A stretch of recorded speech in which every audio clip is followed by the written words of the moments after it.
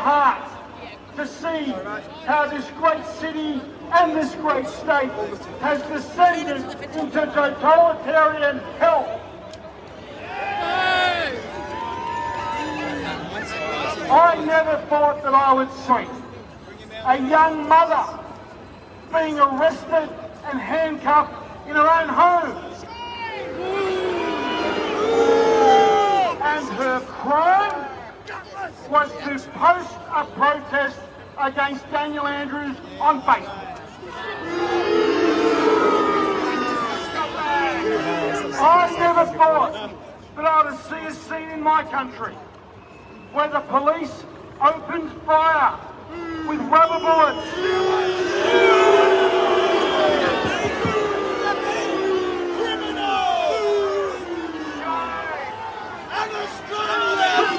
Into the back of unarmed protesters as they flee.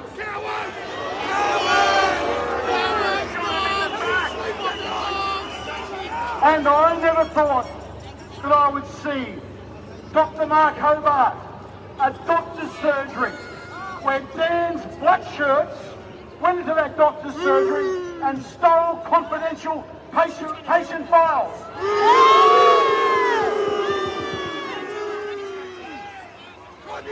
But what has disturbed me the most is how the political class, both Labor and Liberal, have refused to call this out.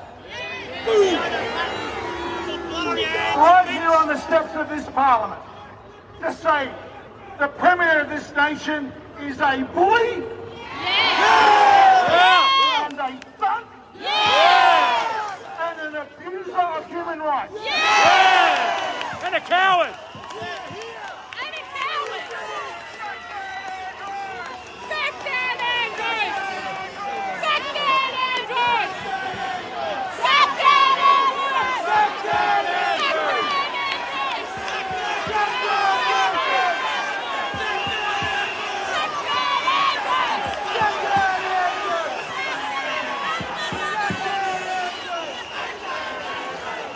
Because when the tools of trade that Andrews used, extortion, coercion and blackmail to force citizens to undergo a medical intervention against their free will, that is an abuse of human rights.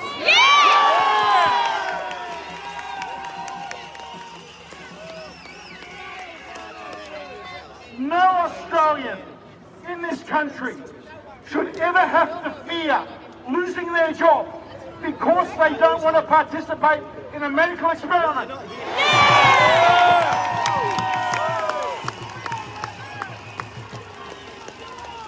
And I'll tell you what, we should not only criticise Dan Andrews, the Prime Minister of this country. Another coward. Scott Morrison has the power federally to make Dan Andrews heal, but he's refused to, and he stands side by side with Dan Andrews, and he stands equally condemned. Gutless!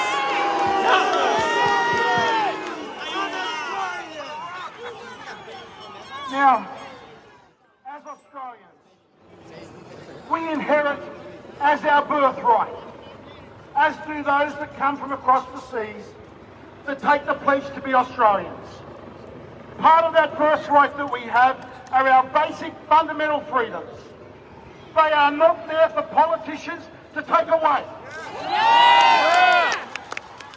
And those freedoms that we enjoy, that I've enjoyed all my life, they didn't come for free. They came through the blood and the sacrifice of our forefathers. That fought at places like Gallipoli and Beersheba and Kokoda and Milne Bay and Cassion and Longtan and so many other places. They are the people that have given us our freedom. They're the real heroes. And if you live in a society where you only get your freedoms as some sort of reward for obedience, you don't live in a free society, you live in a prison.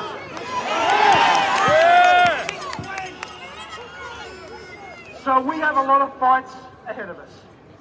Our most important fight at the moment is to protect our children. We are being governed by medical bureaucrats that are part of a mad, insane cult of vaccinists. In Australia today, a 12-year-old child can be injected with the Moderna vaccine.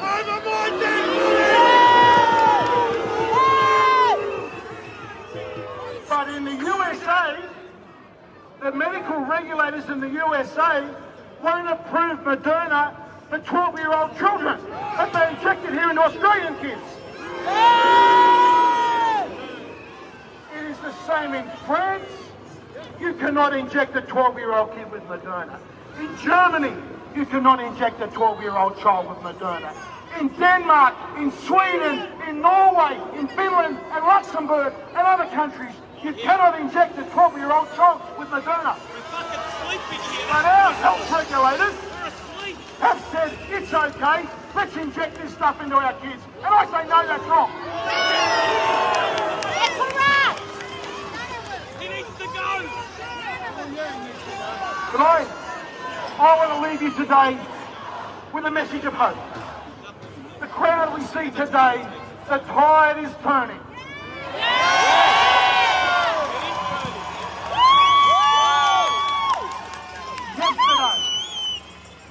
Yesterday, the government senator, Alex Antic from South Australia, told the Prime Minister, I will not vote for any of your legislation until you ban vaccine passports.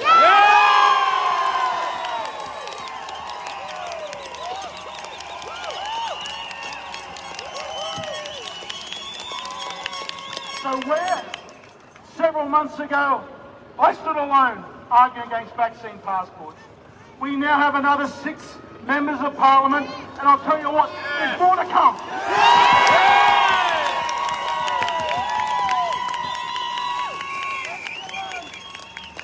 And the other piece of good news and hope that we have a federal election around the corner.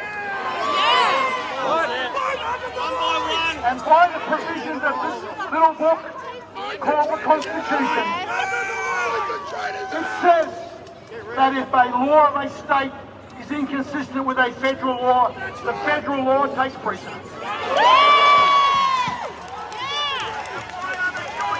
So at this next election, as the United Australia Party, we're going to run candidates in all 151 seats.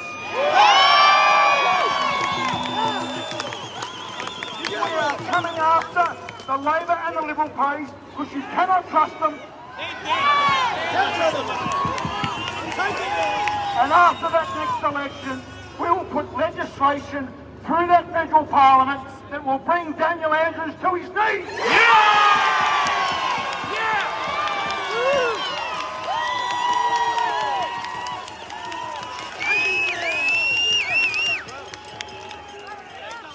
And finally,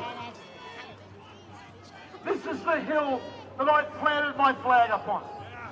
The flag of freedom. This is the hill that I fight and I die on.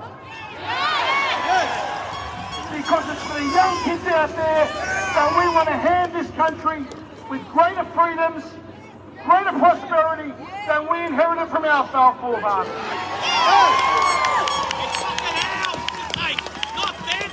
The freedoms that we've enjoyed, we have to protect them, nourish them, and hand them on to the next generation to do the same. That is the fight that I'm committed to.